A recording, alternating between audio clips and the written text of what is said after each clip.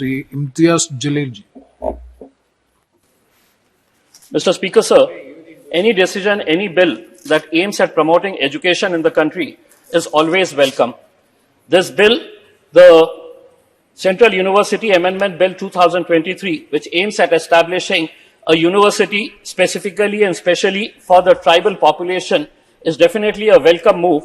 And the basic idea behind it is to provide avenues of higher education and research facilities among the tribal population.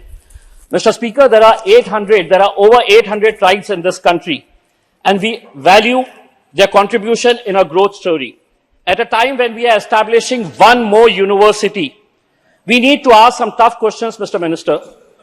There are 1,182 universities in this country, out of which 56 are central universities. Why is it so that none of these universities, we have 1,182 universities, not one of the university features among the top 200 universities of the world? Not a single one. And among them, even 56 central universities, we proudly claim that we have 56 central universities. Our only university that features is ranked somewhere around 320. So the big question is, are we not compromising on quality and stressing more on quantity? कि देखिए हमारी सरकार ने कितने सारे विश्वविद्यालय, कितने सारे universities और कितने सारे colleges खोल ले. We need to compete at the international level. Mr. Minister, can you apprise us of the number of scheduled tribe students who are availing higher education? Is it not a fact that just like the Muslim community, the scheduled tribes have the highest number of dropouts in this country? Almost about 25%. Please correct me if I'm wrong. Is it not a fact that those scheduled tribe students who have got all the education, they are not getting jobs because of the contractual system that you have adopted? So there's no question of reservation for SCs and STs because there is a new contractual system. While I admit that there have been number of commissions and committees that were constituted by the government to address the economic and social plight of the scheduled tribes, education of the tribal population. Why is it that it continues to be dismal, Mr. Speaker? Is it not a fact that 19,000 SC, ST and OBC students had to drop out of the premier institutes like IITs, IIMs and central universities? What was the reason? And among those 19,000, 2,622 were ST students. Is it because of the rampant casteism and discriminatory practices?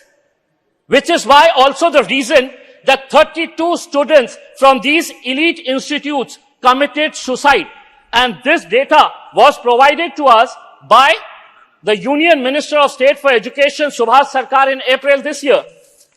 Mr. Speaker, I was listening to a number of speakers from the ruling party yesterday. I would especially like to mention one lady, member of parliament.